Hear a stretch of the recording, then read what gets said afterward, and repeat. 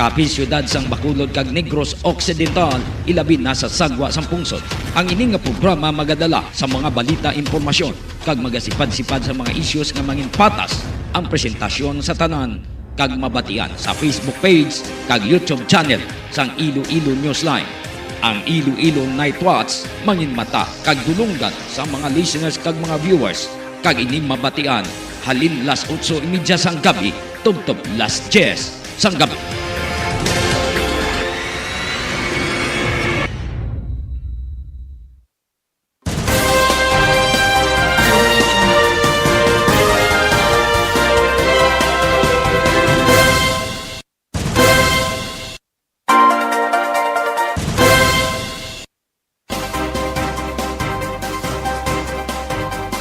Mayong gabi, banwa, mayong gabi sa atong mga listeners ka mga viewers. Kumusta na kamo mga ka-newsline? Nagapamati na kamo sa atong pagwaragwag Lunes nga edisyon. Pebrero 19, 2024. Sa atong mga listeners sa syudad kag probinsya sang Iloilo, Antique, Aklan, Capiz, Negros Occidental, Bacolod, Guimaras, Masbate, Cebu City, Dumaguete City kag Kutob, Malabutan sa atong pagwaragwag mayad-ayad nga gabi sa inyong tanan. May mga issues kita nga hatagan sa pagtamod, balita lokal, national, international. Palihog lang padala ka mo din sa inyong mga pa-shoutout kay ato nina nga pagabasahon. Kung mayara ka mo komento, palihog lang padala diri sa Iloilo Newsline. Nagpalihog man subscribe sa YouTube channel sang Iloilo Newsline. Sa mga listeners ta sa abroad, kumusta na kamo? 32 minutos na nakaligad sa alas 8.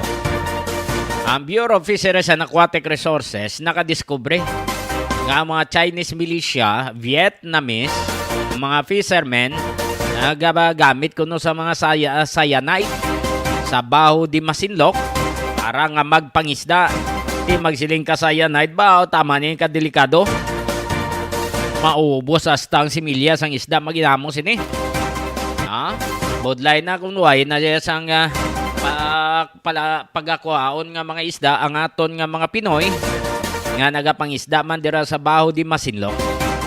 Yari ang palisayon sang Chief sang Information Officer ng Bureau of Fisheries and Aquatic Resources paagi kay Nazario Briguera na may kangtanan sa siningan na diskubrihan nila ng iba nga mga mangingisda sa Vietnam, mga Vietnamese kag Chinese nagagamit kuno sang cyanide.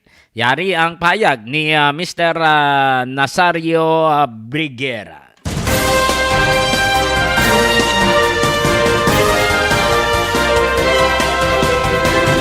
According to Philippine fishermen, yung mga Chinese fishermen, if I'm not mistaken, ay gumagamit po ng cyanide as well as mga Vietnamese fishers.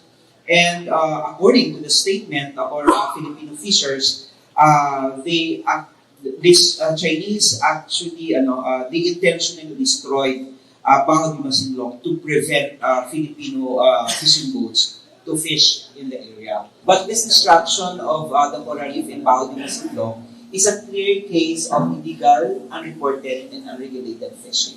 And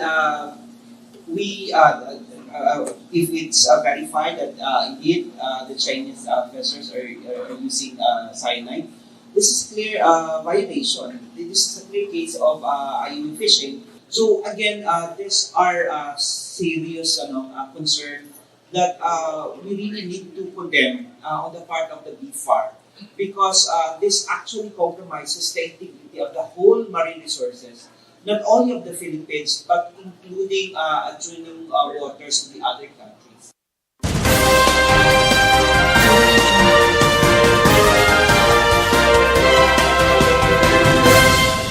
Nabatian si Nazario Briguera, ang Chief sang Information Office, sang Bureau of Fisheries and Aquatic Resources, may kang tanan sinisa na diskubrihan nila nga nagagamit kuno sa cyanide ang iban nga mga mangingisda sang Chinese kag subuman Vietnamese. Kaya anong plano subong sang Pilipinas? Ang plano sang Pilipinas nga magakanda kuno sang security patrol sa West Philippine Sea para maibaluan kung ano ang mga ginahimo sang iban nga mga nasyon sa pagpangisda dira sa Baho di Masinloc. Di ang hambal sang Philippine Navy no na kinanglan sang Marine sa patrol ang lugar kay para man nga mabalaan kung anong ilang nga mga ginahimo dira suno ni sa security expert. So dapat mag-agree ang Bureau of Fisheries and Aquatic Resources kag Philippine Coast Guard nga magpatrolya sa West Philippine Sea. Yari si Dr. Chester Cabalza, ang founding president sang International Development and Security Cooperation. Interview courtesy sang ENC. Basically. Okay, from northern Philippines, we go west. Let's now talk about the planned rotational deployment of BFAR and the Coast Guard in Baho de Masinloc. Do you see any need for military deployment there in the area as well, aside from, just usual Coast Guard patrols and BFAR monitoring the fishing grounds, the traditional fishing grounds of Filipinos? Latest reports are saying, in fact, there has been cyanide use by China in the area, which we are also bringing up to the public. So do you think more military presence is needed aside from just the usual patrols and rotational assignments? I definitely agree to that kind of strategy, especially that we should enhance this aggressive transparency coming from the Coast Guard and the Navy. We have to remember that the Baho de Masinloc, or the Scarborough Shoal, is still part of the Philippines. We have not yet given up that territory. Up to now, it's part of the maritime features that the Philippines is fighting for. We have to remember that. And secondly, there were extension on the humanitarian and civilian efforts through the BFAR and the Coast Guard. I think the Navy and the Marine should intervene now. A military's approach is also important, given that, of course, we experience harassment and aggression coming from the China Coast Guard. So we have to balance this, especially that the focus now of the Department of National Defense is the comprehensive archipelagic defense. That means that we have the right to utilize everything that we own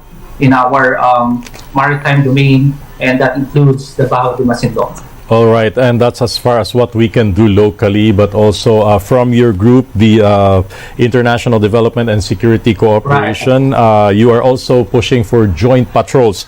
And the reason for this in the West Philippine Sea is, of course, for norm building. Now, you mentioned earlier, China has been regular in the area, and that has become very normal, so we have to push or continue pushing back as well, and execute or do activities that should normalize as well Philippine presence in Baho de Masinloc. What are your thoughts on this? Well, of course, we have to normalize that actions and norms that the public will have to understand that this belongs to the Philippines. I remember last week we just visited the Pag-asa Islands as part of the normalization for many civilian scholars like me, that these are territories of the Philippines. If we can also do scientific research in Baho de Masinloc or in Scarborough Shoal, then that would be appreciated also. We have to push to the international arena these kinds of causes. That, of course, we are here to sustain our belief that, of course, the Baho de Masinloc should be become part of our narrative by, of course, pushing civilian efforts also on how to tell to the world that this has been part of our territory, and of course, scholastic and research endeavors should also be pushed so that the international community will have to appreciate what the Philippines has been doing lately. Yes, lastly, Dr. Cabalsa, I just want to get your thoughts on this. Do you think that consistent joint patrols will not result in more tension? And some are also saying that by doing this will also make China consider other diplomatic avenues now. I mean, is this a realistic expectation? For me, it is a realistic expectation given that collective deterrence would normalize the actions of China. We have to remember that lately there has been, of course, tranquility in terms of the diplomatic efforts coming from both sides, both parties, because the Philippines is gaining a lot of attraction lately coming from like-minded nations. And these democratic countries would want to forge military alliances and strategic partnerships with us because they believe in our advocacy and because they wanted also to maintain rules-based norms, maritime rules-based norms in the region. I think this has become effective, and we've seen how China has mellowed also in terms of its aggression in the region. If we continue with this kind of norms, I think we can effectuate it in such a way that the international rules-based norms will be appreciated also by China, and it will take time for China to believe in this kind of narrative. As long as countries are united in pursuit of maritime rules-based norms, then we will win and we will achieve and we will balance everything.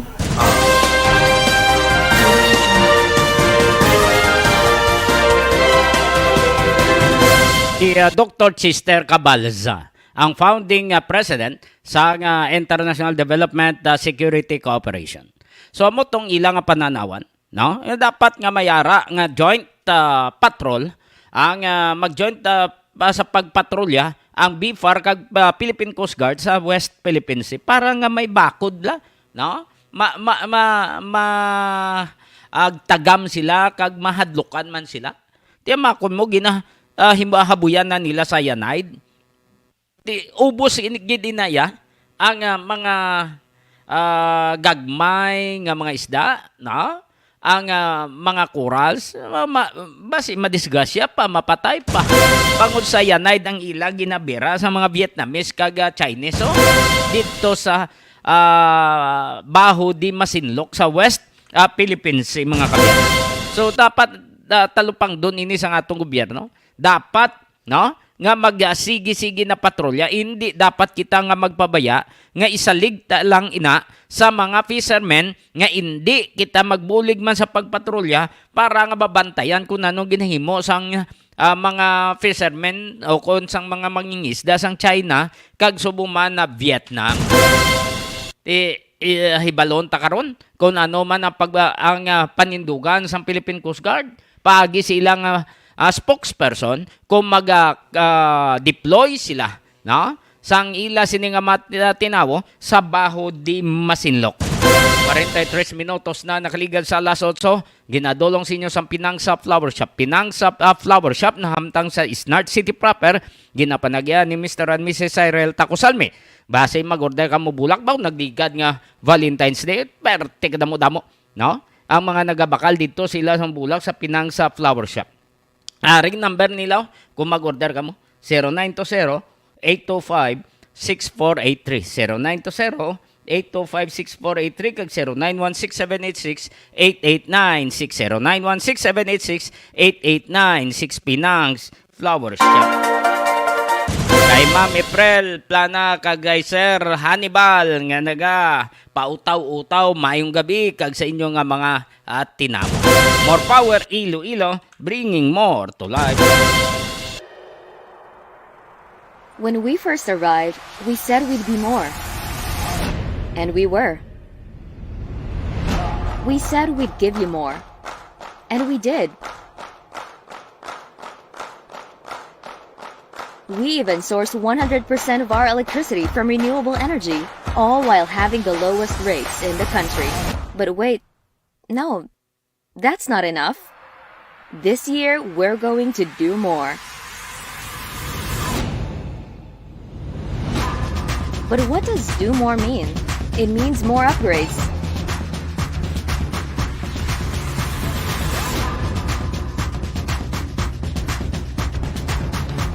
More trees, more mangroves, more fingerlings, more crops, and more fruits. More of her, more of him, more of you, more of us, more of her, him, you, and us, making this world a better place for them. More power is going to do more, because with more power comes great sustainability. Iloilo City's transformative platform, known as Wheels by Mayor Jerry P. Treñas, made a huge difference. Wheels stands for welfare, health, education, environment, livelihood, and sustainability. This highlights the remarkable projects and efforts that have been driving the city towards a more sustainable and empowered future. With Wheels, we had a long journey through the years, and now we reached our destination of empowering Ilonggos for a sustainable future. This is Wheels, the arrival. Welfare is at the heart of the Wheels initiative. The eye care centers provide essential services to the community, with 5 operational centers and 6 more under construction. While the redevelopment of markets like Arevalo, Haro, and La Paz aims to enhance the city's urban landscape and convenient customer and merchant experience, with budgets allocated to support each project. Furthering its commitment to the welfare of its citizens, Iloilo City plans to construct a state-of-the-art legislative building. Additionally, the City Hall employees will have access to affordable housing with low-rise condominium units, while the urban poor will benefit from a condominium building under the Pambansang Pabahay para sa Pilipino program. The COA Bodega, a modern storage facility, will streamline operations, while new facilities for BJMP and PNP ensures better facilities for law enforcement. Balay Dalayunan, a cultural landmark, will provide a space for artistic expression and community gatherings.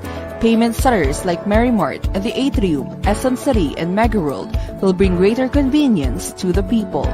Also, the Iloilo City Dog Pound and Animal Shelter at Kalahunan Sanitary Landfill in Mandurriao District is serving as home for stray or rescue dogs. The health component of Wheels has made significant strides. The San Isidro Dialysis Center offers life-saving treatments to 84 patients weekly. The newly expanded Iloilo City Hospital has a capacity of 100 beds and provides accessible healthcare to its residents. Immunization services play a vital role in maintaining public health, with substantial progress made in administering the measles, rubella, and bivalent oral polio vaccines. COVID-19 vaccinations have been widely distributed across age groups, contributing to the city's fight against the pandemic. We also established a swab center. Iloilo City recognizes the importance of inclusive education in shaping a better future. With substantial investments in schools, modules, and laptops, the Boost for Education program empowers teachers and students alike. New courses at ICCC and TIIC expand educational opportunities, while scholarship supports the dreams of the serving students. The construction of district libraries and the introduction of various training programs contribute to a knowledge-rich environment. Through skill development and literacy initiatives, Iloilo City ensures a brighter future for its residents. The redevelopment of plazas, koi pond, beautification pots, and fish dispersal programs enhance the city's biodiversity and environment. The Tree Park Network, Beach Forest, Mangrove Eco Park, and Native Tree Growing Project exemplify the city's commitment to environmental conservation. Various gardening projects and cleanup initiatives promote eco-consciousness among citizens. The livelihood component of Wheels supports economic growth and self-sufficiency. The Business One-Stop Shop promotes ease of doing business, while the Uswag Negosyo Academy, or UNA, empowers aspiring entrepreneurs with knowledge and support. The UNA program, Terminal Market Rehabilitation, and Vocational Training Initiatives provide opportunities for entrepreneurship and skill development. We also made a big leap as we rehabilitate the Iloilo Terminal and Central Markets. Lastly, the sustainability aspects of Wheels drives progress and efficiency. All of the aforementioned programs and projects shall be sustained beyond Mayor Jerry Treñas' leadership. The legacy shall live for our children's future. Wheels has united Iloilo City towards a future that is not only sustainable, but also full of promise. Through the collective efforts of government, businesses, and citizens, Iloilo City is paving the way for progress, welfare, and harmony. Thank you for joining us as we embark on this arrival of empowerment and sustainability. Together, we have built a better tomorrow for Iloilo City and beyond.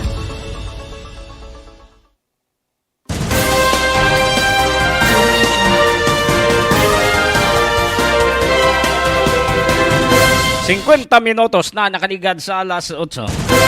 Sa kay Leslie London nyo, mayang gabi. Kay ng Joe Fonteveros, mayang gabi. Kay to Martin da. Sa mga pulis naton sa Campo Delgado, kay Brigadier General Jack Wangke. Sir, welcome to Police Regional Office number 6. Dira kay Colonel Ronaldo Palomo, ang Provincial Director sa Iloilo Police Provincial Office, mayong gabi. Kay Major Dadji Dilima, hipi sang Pavia, mayong gabi. Kay Napolcom Director Joseph Silis, mayong gabi, attorney.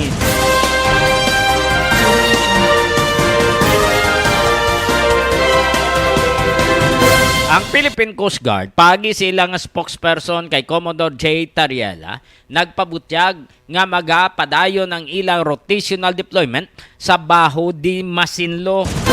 Kang tinutuyo nga mga proteksyonan ng mga Filipino fishermen nga ara dira nagapangisda nga daw ginabuli lang sila sa mga Chinese militia.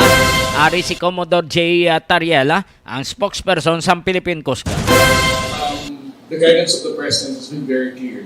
The rotational deployment will be here to stay between the Philippine Coast Guard and the Bureau of Fisheries and Aquatic Resources.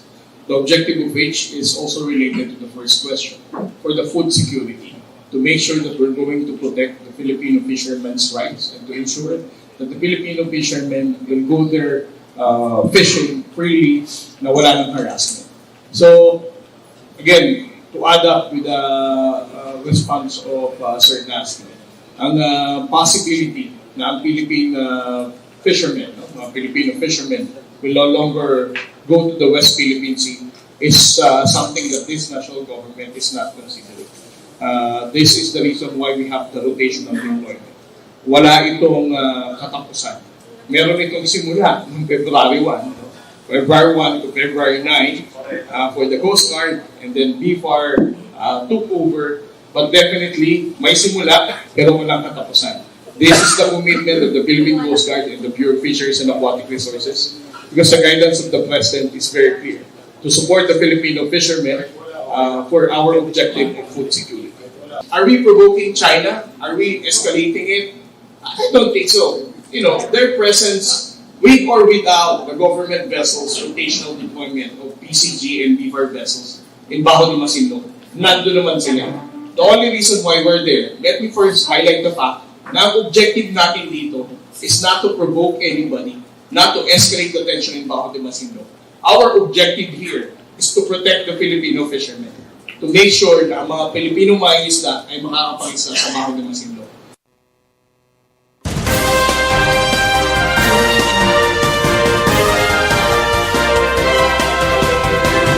Commodore J. Tariela, spokesperson sa Philippine Coast Guard.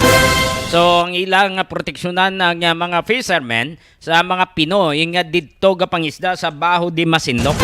Kag magakandak sila sa patrolya sa West Philippine Sea. So, amo ni ang ginpasalig sa Philippine Coast Guard. No? Kay ang Philippine Coast Guard, upod sa Philippine Navy, tinagatingwa sila bisan pa gani nga pagdulong sa supply no sa Ayungin Shoal. Grabe ang pagpangbuli sa China Coast Guard. No, ginabira sila sa water cannon gago magluwas sina.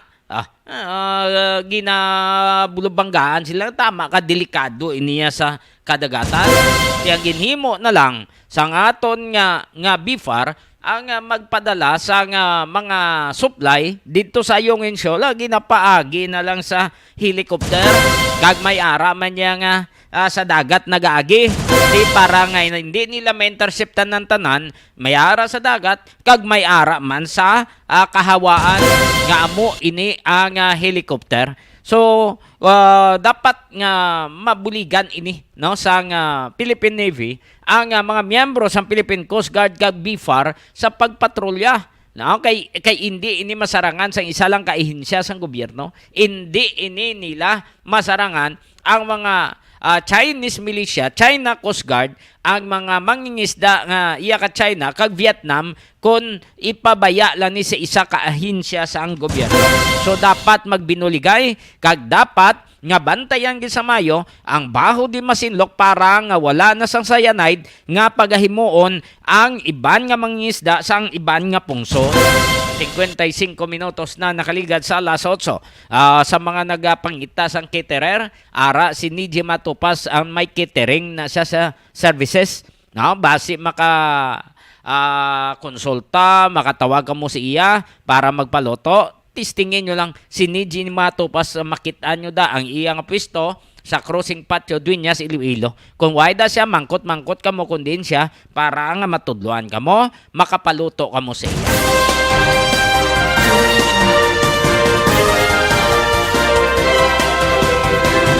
Ginadolong man sinyo sang Sabaw Resto Bar. Ang Sabaw Resto Bar na hamtang sa barangay San Miguel Hordan, Gimaras, ginapanagyan ni Dr. Gisem Binhamin.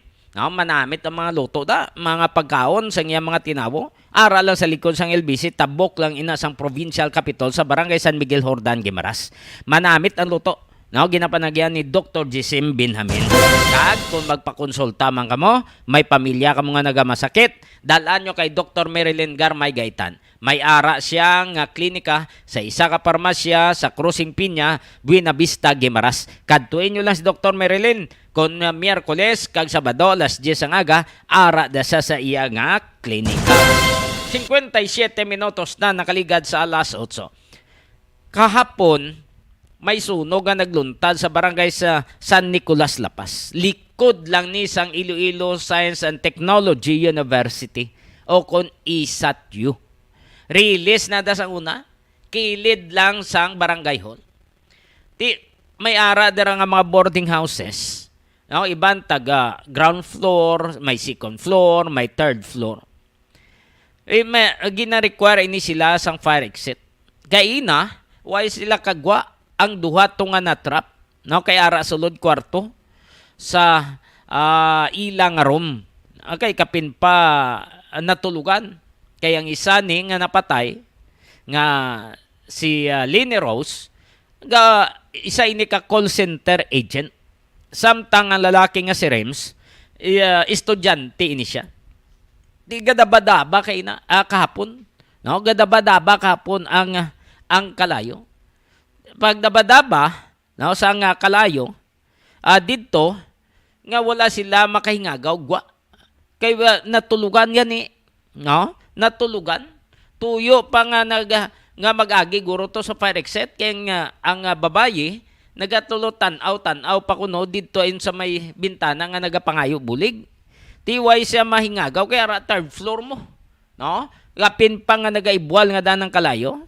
Tinatrap, igo nga mapalong na tanan mapping up operation sang taga Bureau of Fire Protection kag iban pa nga mga volunteers group dito na nakita ng lawas sang duha sini katawo nga nahibaluan sang lihi nga mo ni si Rems kang ang lalaki kag ang babae si Lini Rose.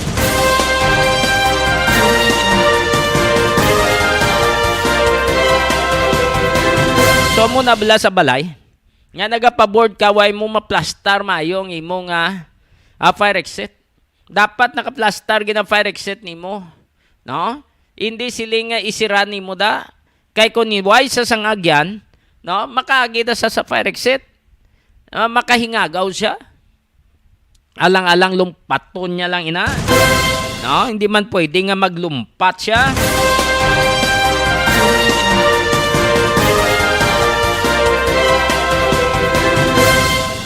Amo ni ang natabo kahapon. Kagahapon ti Domingo. May mga lapnagon nga power interruption nga gipabaluman sang more power. Tiway tambalan ko nalakip ang San Nicolas sa power interruption. Kagway pamabalaan ko nanugin ang kausa no sang sunog. Kay ongoing pa sa gyapon ang investigation sang arson investigator may kang tanan sa sini nga sunog. Ang San Nicolas makapila na nakabisis nga nasunugan. Iping-iping ang mga balay dira, na? Pertik damo-damo mapamalay. Sang una gagmay lang na nga mga balay-balay da. May mga swampy area, may katangkungan pa na, pero subong puno-puno sa mga kabalayan. Ha? Puno-puno sa mga kabalayan, lunsay nga nagasquat sa duta sang gobyerno sang una.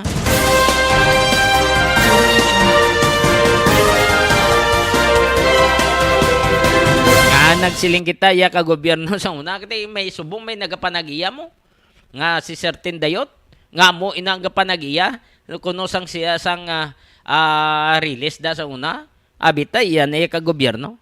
So madamo da ang mga nagapatindog permero tiyanggi lang syanti lang sang ulihin nagdalag ko ginhimo na nga mga boarding house so mo ini natabo kapon no. Natabo hapon nga bisang tanan nakagwa na ang mga borders nga nag-occupy no sa balay nga nasunugan. Tigali may ara pa ya nga nagahuragok, may ara pa ya nga natulugan to. Amo na siling bala nga kun magtulog ka, hindi mo pagisirangin mo kwarto kay madamo na naiyan ng tabo. No, bariyo sang una to mag-iloy man nga natrap. Ti kay siradong kwarto. Ay hindi ka man dali-dali to makabrief pa kaya ra ng kalayo. Gasagana ng kalayo. So, amo man natabo. Posible, no? Galing kay kun hindi ka manirado, tulog ka, mamuok ka, ang katulugon mo, basi may ara man tuntob lang nga nagahingalit, no? Nga makatsamba siya. Di amo man naguro nga ginalak ginilang kwarto.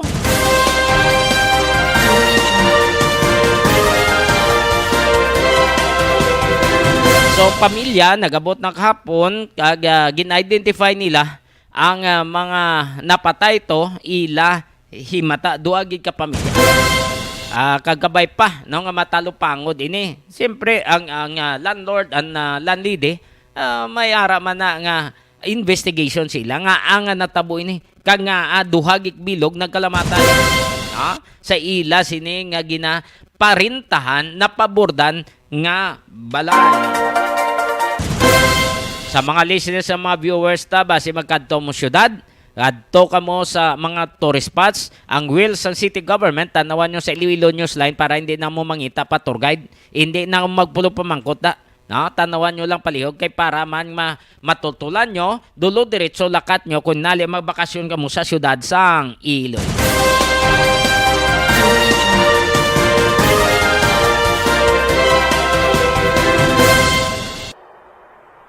When we first arrived, we said we'd be more. And we were. We said we'd give you more. And we did.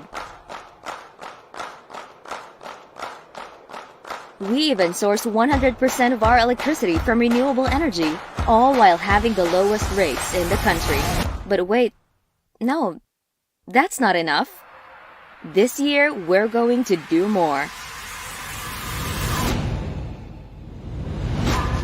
But what does do more mean? It means more upgrades.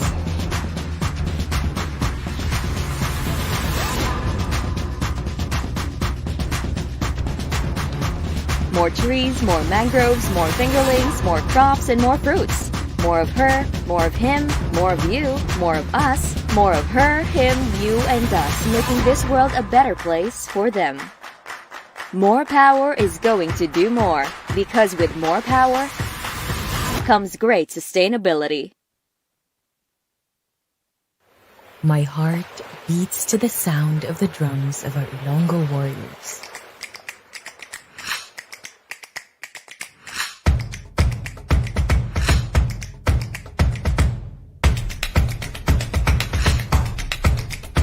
It dances with joy to nature and the open spaces that surround me in Iloilo.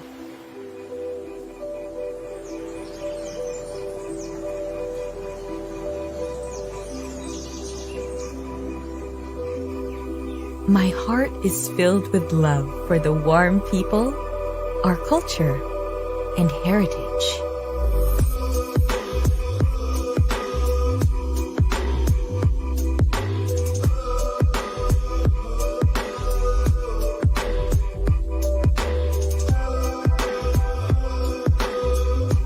It breaks into song as it sees the changes that progress brings to our city.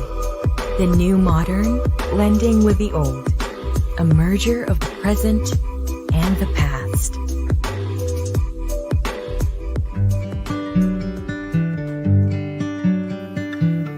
My heart is full as dreams are fulfilled here. Everything I need and want is here.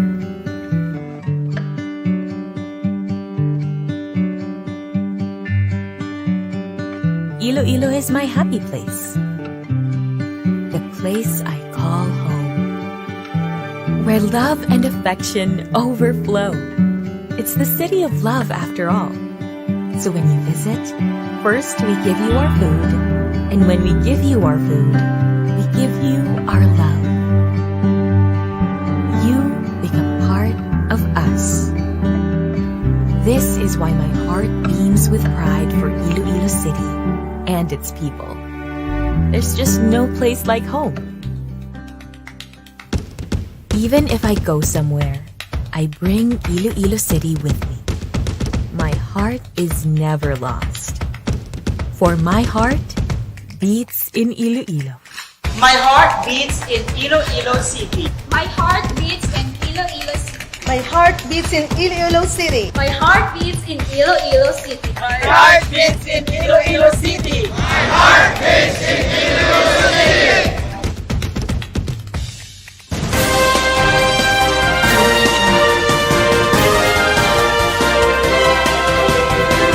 Balik kita sa atong pagpangalaga diri sa Iloilo Newsline. Ang Philippine National Police nagpasalig kay President Ferdinand Bongbong Marcos nga ara sila sa likod sang iyang liderato. May kang tanan ini sa Mindanao nga tuyo nga magsipak no sa Pilipinas nga mahimo kuno sila Mindanao government. Hindi naman na iya pwede. Ha? So nagpasalig ang PNP chief. Yan di ka magkabalaka, President. Ari kami sa likod mo. Ari kami nagasuporta sa imong liderato bilang presidente sang pungsod.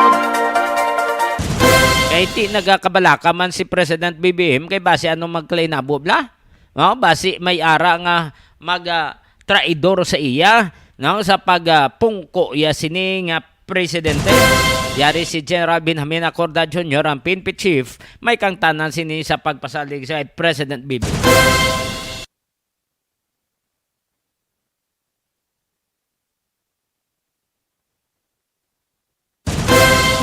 Earlier, sir, I mean, sa mga past interviews, yung despite ng mga political noise, any directive from the President kung paano ito i-deal ng PNP?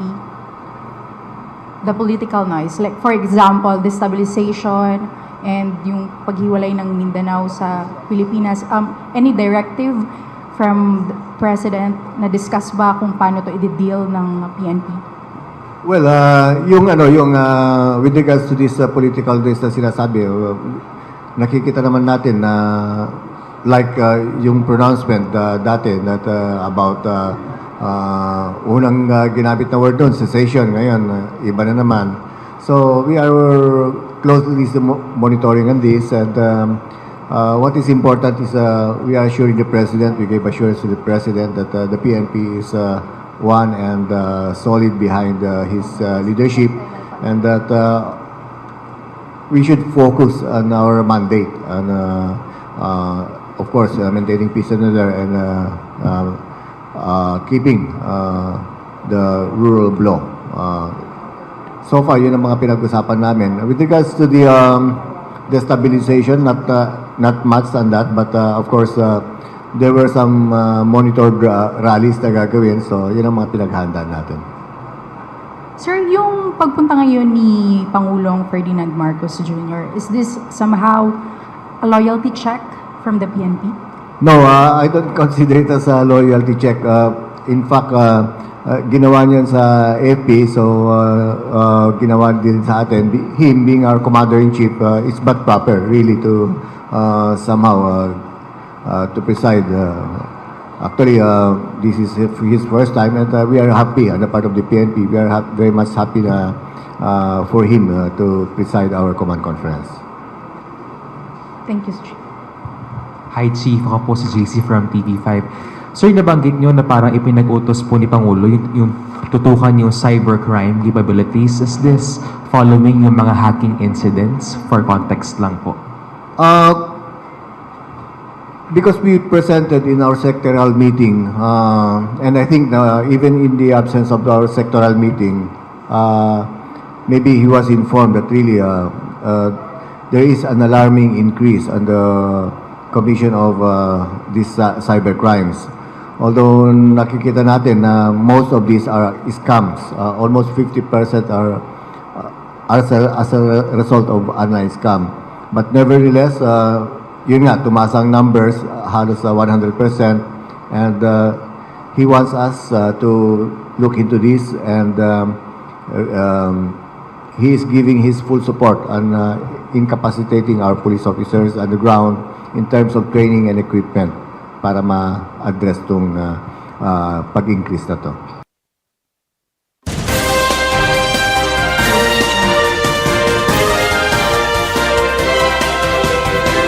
Si PNP Chief Police General Benjamin Acorda Jr. courtesy sang ENC.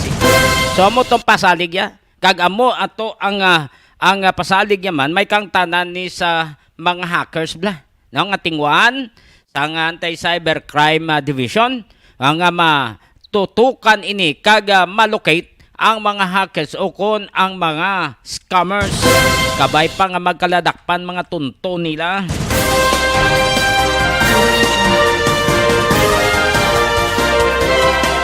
Sa taga-Balyakar Transit da sa mga empleyado, sa mga tinawo ni Windy may gabi, no?